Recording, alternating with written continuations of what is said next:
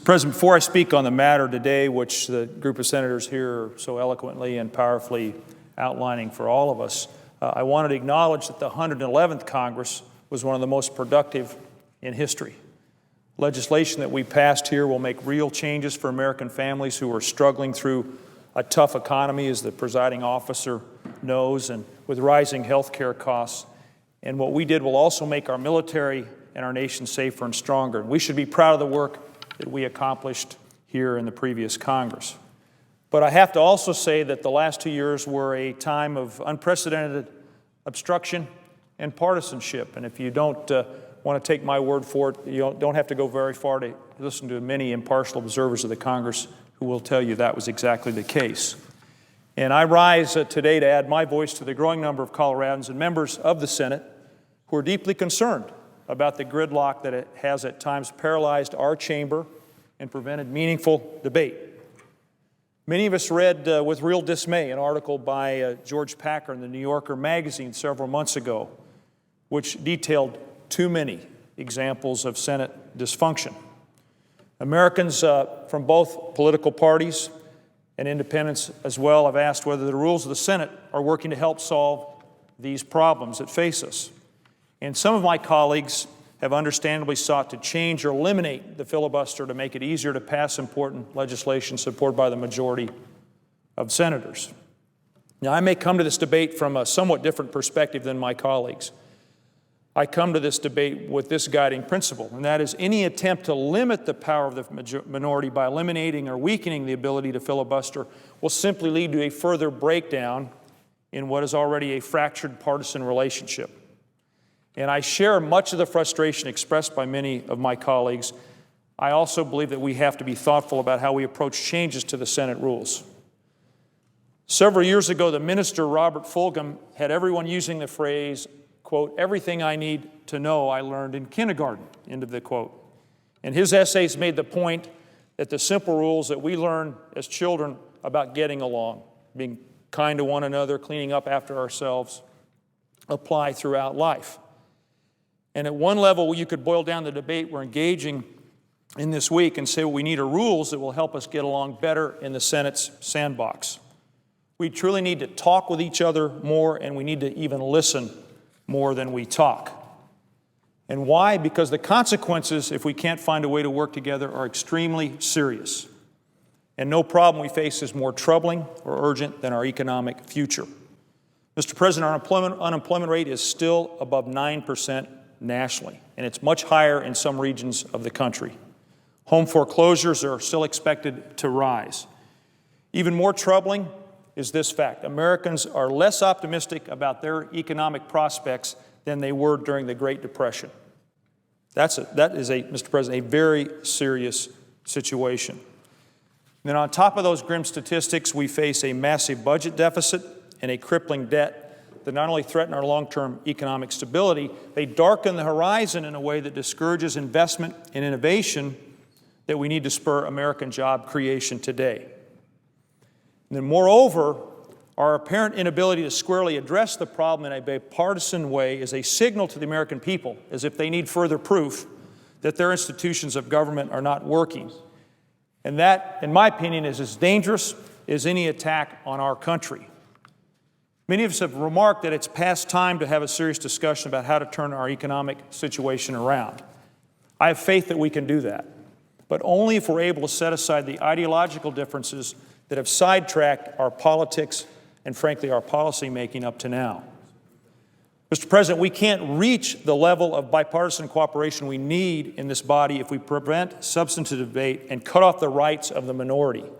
But neither can we make necessary progress if members of the Senate continue to be able to use technical loopholes and procedural gymnastics to hijack the Senate literally for days, in some cases weeks at a time.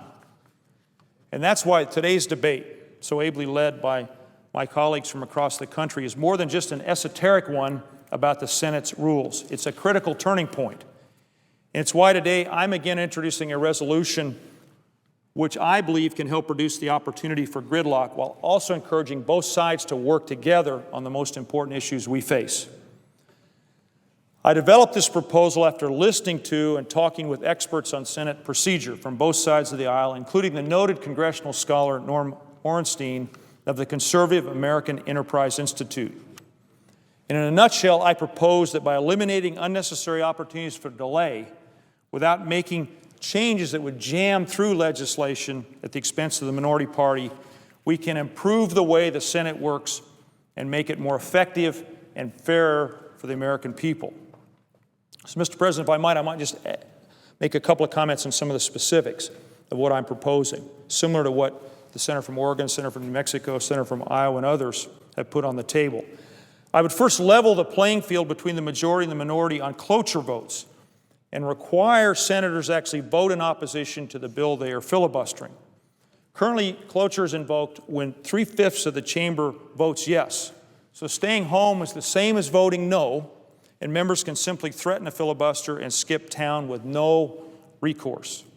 So my proposal would require that senators show up, debate, and actually vote against a bill if they are conducting a filibuster.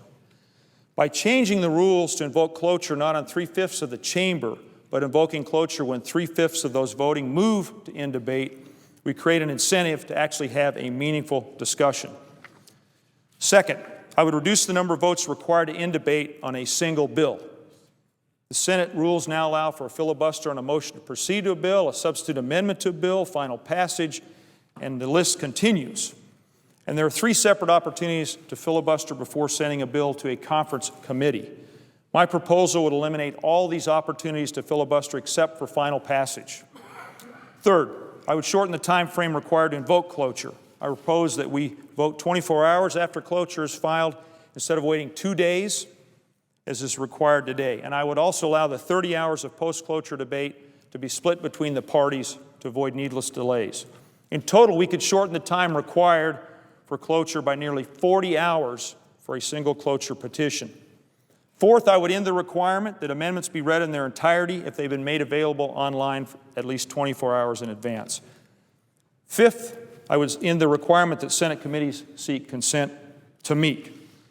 Sixth, after I propose that we change the rules to move more quickly on judicial nominations, allowing a final vote immediately after cloture is invoked on a nomination.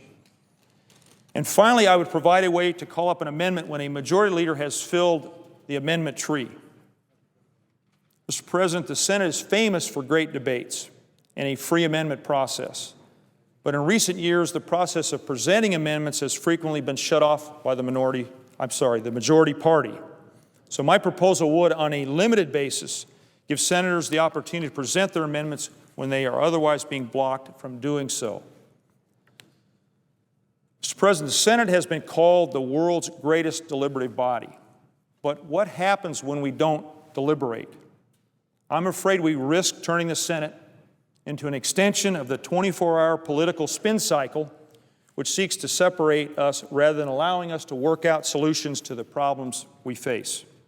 Every day, proud Americans come to our Capitol hoping to watch debates like those of years past.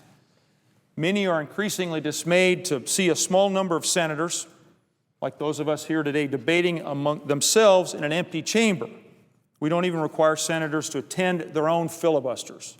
No Mr. Smith goes to Washington, no actual debate.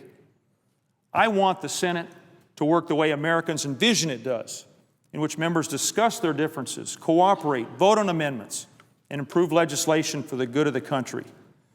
So with that in mind, I hope that our colleagues will join me to seize this opportunity that we have before us. Let's work together to improve the way the Senate operates. I want to extend my hand to the Republicans to ask for ideas how we can improve the way the Senate operates. I want to work with anybody, as I think all of my colleagues do, to solve these problems in front of us. We have a responsibility to work together to bring about the cooperation and the problem solving that Americans expect and deserve.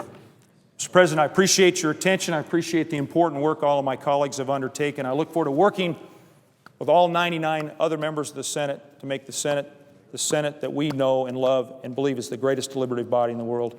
Mr. President, thank you. I yield the floor.